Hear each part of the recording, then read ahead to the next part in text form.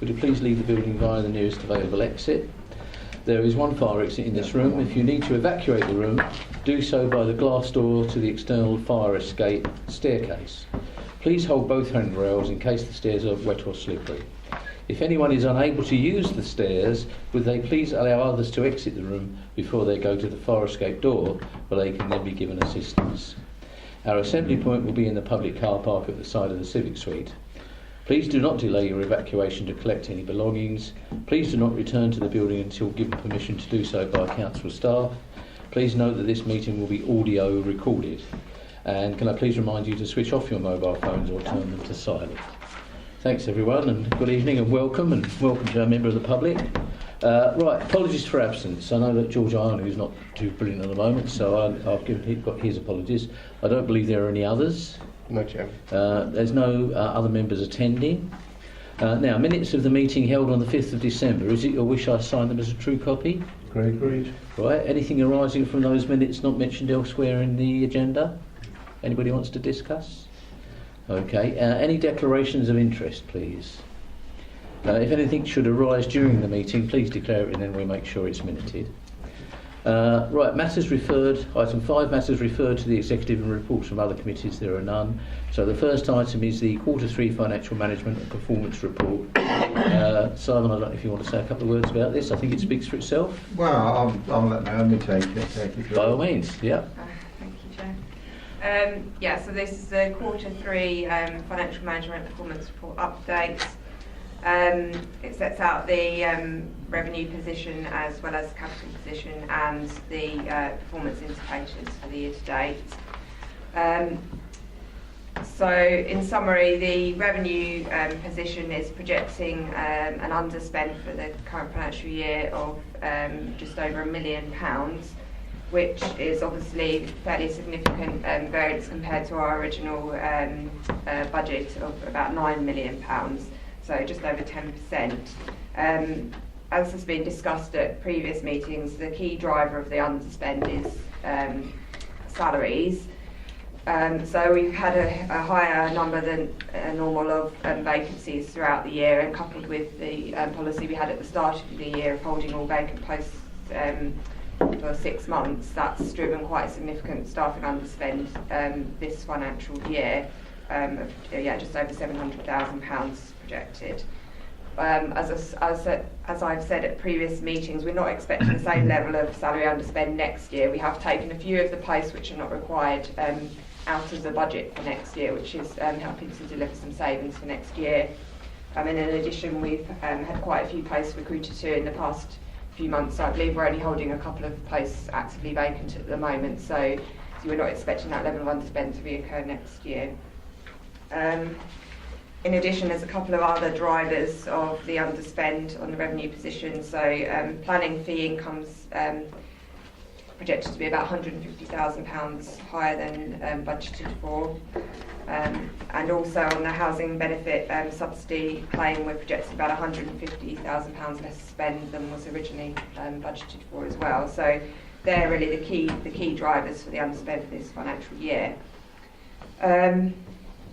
One of the recommendations in the report is that we actually transfer £600,000 of that underspend into an earmarked reserve at year end, and that would be to support delivery of the local plan and joint strategic plan work over the next 5 years. There is some thinking behind that, in that we've actually taken out about £150,000 per annum annual revenue budget from 1920 onwards. Obviously that's subject to approval at full council next week. But by taking out that revenue saving annually, we can obviously deliver an ongoing revenue saving, but at the same time we know there will be some costs associated with delivering the plan work, and the reserve will give us the flexibility because we don't know exactly how that will be profiled over the next 5 years. So that would leave a residual projected underspend of about £450,000 currently at year end, and we would then make recommendations at Q4 as to where we would put that at year end. So that's all I was going to say on the revenue position. In terms of the capital programme, that's also set out in the report. The there is a bit of slippage compared to the Q2 position. If I can just find it. So we're currently projecting to spend 2.7 million of an original 3.3 million pounds budget. However, most of that will be requested to be carried forward again as part of the year-end process. So it's more about profiling, and that we haven't managed to spend all of the money quite as quickly as we might have hoped in some cases. But the majority of the capital programme is projected to be on track for this financial year. I think the performance indicators probably speak for themselves, so unless anyone's got any specific questions around those, I'll just let you digest that yourselves. But if anyone's got any questions, then I'm happy to try and... Just one point I might make, if I may, through you, I think you've already mentioned it, is about, it does say within risk implications about where there are delays to implementation of projects related to time-limited grants. But I think we're on course to actually achieve those, are we not? Yes, that's referring to where we get grants from central government that have specific conditions attached to them, and we have to account for those in a specific way. We can't obviously use them for other purposes. So, the majority of those are projected to be used for the purpose they're intended. But if not, we have to either repay them or potentially ask them to be carried forward. Yes. So are we on time? Well, yeah, I think that's made up of quite a number of small individual grant lines, so I can probably provide more detail if you like, but I think the majority of those will be on track. Okay, well I think this is what we have to be careful of and concentrate on to make sure we make the most of the monies, the grants that we've had, yes. Because we wouldn't want to lose them. That's the whole point I'm making. Yes, yeah, definitely. I mean, certainly in the housing ones, for example, I know Louise is very sort of on top of keeping on track of making sure that we utilise all those grants to the full. Okay, thank you. Ian, please. No, thank you very much, Chairman. No, it's a good thing to see that we have this residual amount, and especially the fact of the 600,000, which is going towards planning to support the local plan, because it's been a big concern to me with regard to getting that local plan out. I am very much aware of other districts and boroughs, especially within our southeast area, who have been put in some kind of special measure, so to speak, or the ministry is seriously looking at them, and I have no wish, and I think everyone around here has no wish for us to be under such form of inspection. So I think that is most welcome, to have the transfer of that funds specifically for that purpose. Thank you, and I believe that's just the local plan, the joint strategic plan, and related development plan documents over the next 5 years. So that money's got to achieve quite a lot, if you like. So it's as well we've managed to put that aside to cover it. Absolutely. Simon, please. Just as a formality to say that as Portfolio Holland fully endorse the interpretation of the figures and the information that you've been given, and I think, as Councillor Woods just said, the transfer to the LDF is particularly important, because good planning of what goes where, when, how, and the strategic facilities that we have within our district are key to our ongoing successful future. And it has to be said, we are a successful authority. Just recently, again, we've been named as one of the more desirable places to live. So I think the steps that we've taken in the past, which we're looking to repeat with our detailed planning, our good management of finances and planning for the future, are going to put us in good stead. Okay. I think the term now is local plan, isn't it? LDF is it's going to be redundant. I know it is. We've got an LDF. It's jargon. It's whatever. Absolutely. It's whatever. It's what the appropriate acronym is at the time, isn't it? Really, but I think it goes with the political colour of the government at a particular time. Mike, you want to say a word? Yeah. Just really, I hate to use the B word, the Brexit word. It looks increasingly like we're going to have a no-deal scenario situation. Is there any concerns budgetary-wise that may be come forward from that, or is it just we just don't know? I mean, I think The answer is we don't know. I know we took a report to full council in December, didn't we? Set out sort of all known risk, but in terms of financial risk specifically, it's just very difficult to tell at this stage. But obviously, it's something we just keep a watching brief on. And if there's any specific things that emerge, we would obviously we've got some reserves that we could potentially use if there was any cost pressures that are. But we're not anticipating there's any specific revenue impacts to this. Okay. Other than, I was just going to say, we've been awarded a small grant by central government to help us with administration type costs. So we will be in receipt of an extra grant as part of the local government settlement to help us manage any sort of one-off administration costs associated with that. Thank you. Okay. All right. Ian, you want to come back? No, thank you very much again. Just bringing on that subject Councillor Steptoe made with regard to Brexit, I think we need to emphasise that this is going to be a council that is going to be open for business, because whatever happens, we're going to be a trading nation going out through the world, and we need to encourage two-way trade through the world to make sure we have investment in and make sure we have exports out. And I think that's very important, that we recognise where we want to be going forward. Thank you. Okay.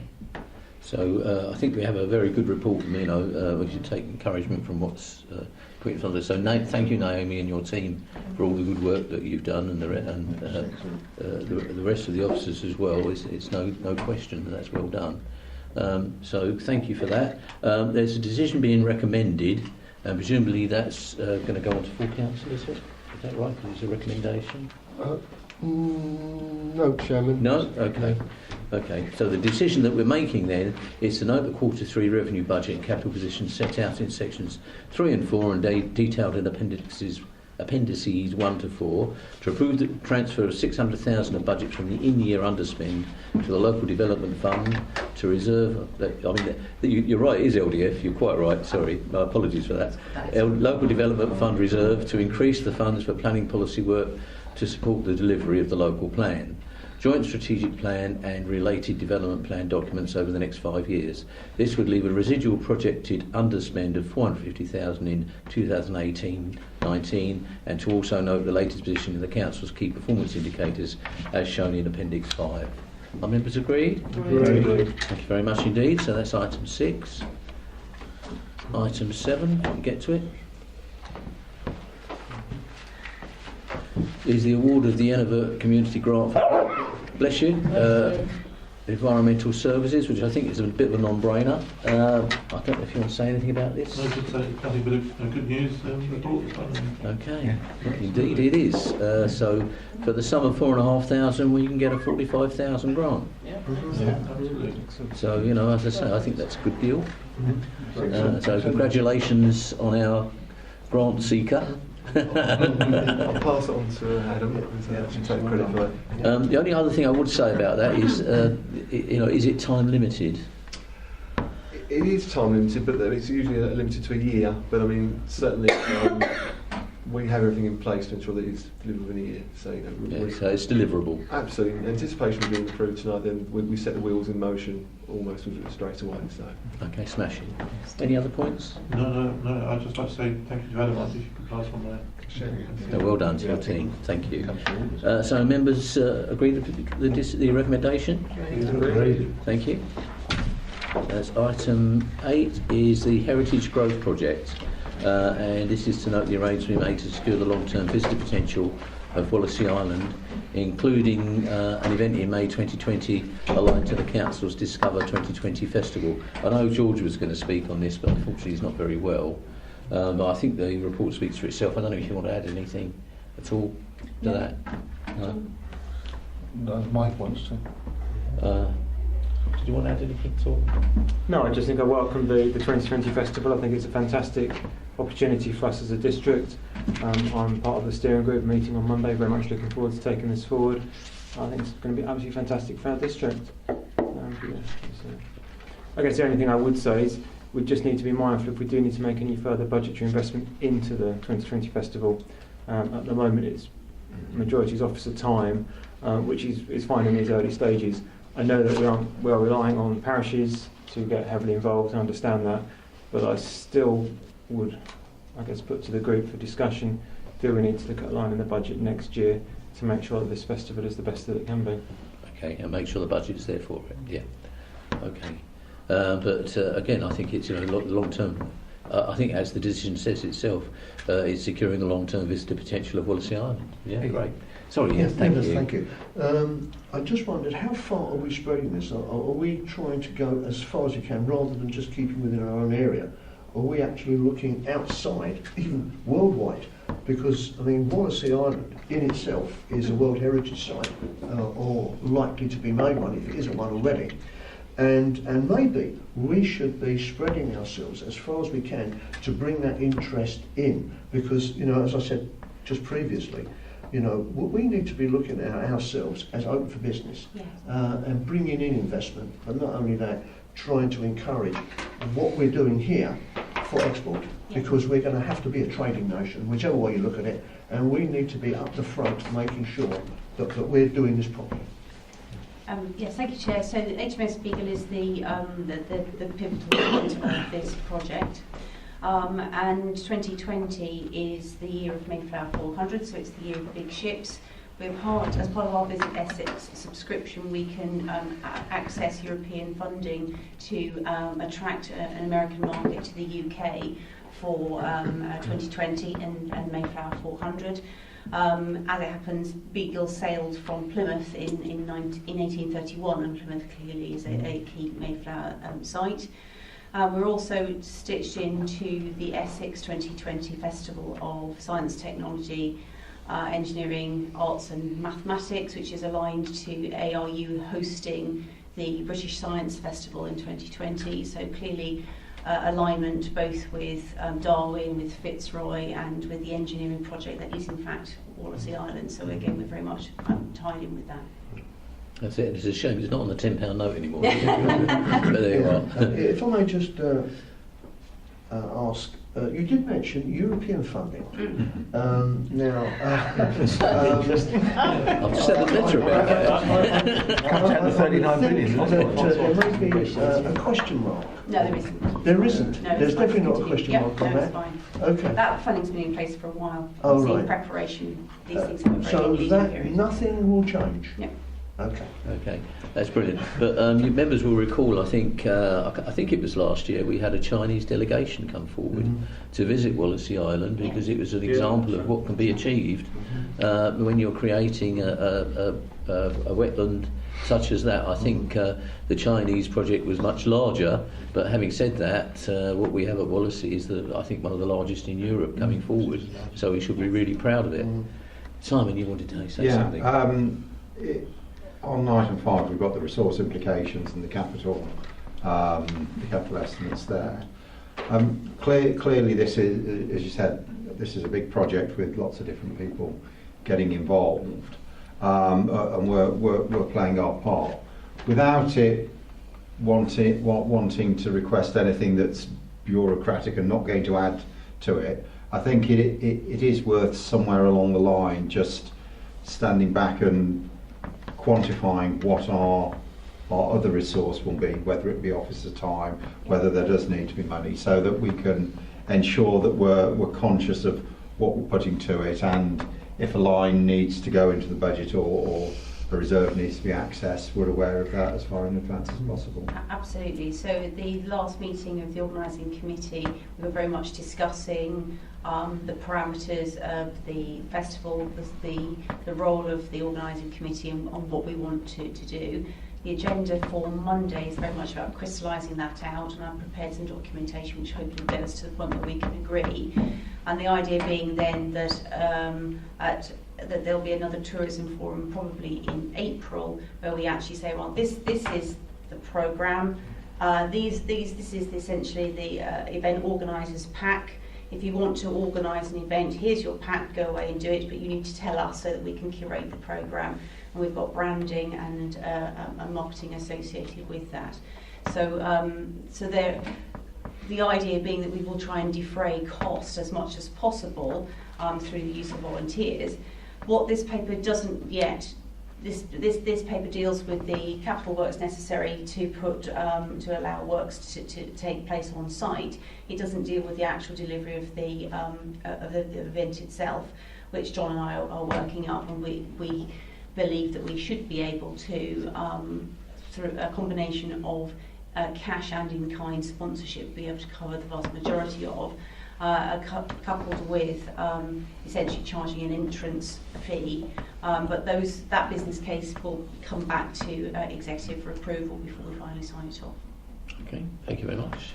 Anything else on that one? Members, oh sorry, Ian. Just a question, just something struck me. The Royal Geographical Society, how much involvement have we had with them? So John and I pulled together a list of potential sponsors. We haven't named the Geographical Society specifically. We've tended to, we've gone for the Natural History Museum and for the Sedgwick Museum, and looking at John because I don't remember all the others. The other kind of Darwin and Fitzroy related specifics. But yes, we could approach those. I think they would probably be very interested. What we're going to do is we're simply going to tout what we can, to be perfectly honest, and see who we can get interested in the project. That's it. We'll go out there with our cap Absolutely. in front of us, absolutely, and so we should. So thank you for all the work that's been done on this. If there are no other comments, members agree the decision? Agreed. Thank you. So item 9, which is the awarding of the voluntary sector grants. It's very good that we can still give these grants across. I don't know if you want to say anything, Yes, Mike, please. thank you, Chairman.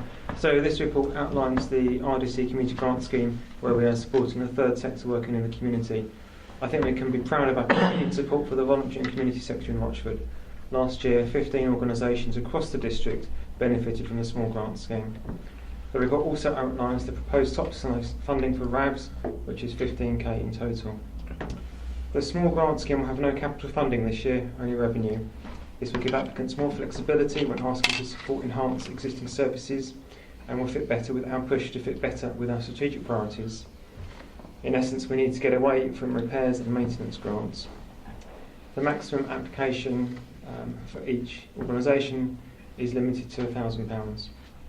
So the grants this year will have a focus on health and wellbeing, as outlined in 4.2 in the report. We're especially looking to reduce levels of obesity and overweightness, as well as improving mental health and wellbeing and supporting people to lead independent lives. So in summary, I'm very proud that actually as a council we're able to continue this small grant scheme. It's extremely effective over the last few years, and I'm sure that it will continue to be so. Thank you. So it's not just about working in the community, it's about the health and well-being of the population as well. Absolutely. Yeah, which is a good angle to come from, I think. Thank you. Simon, you wanted to say something? Yes, on item 4.3, it's got myself as chairing the member advisory group.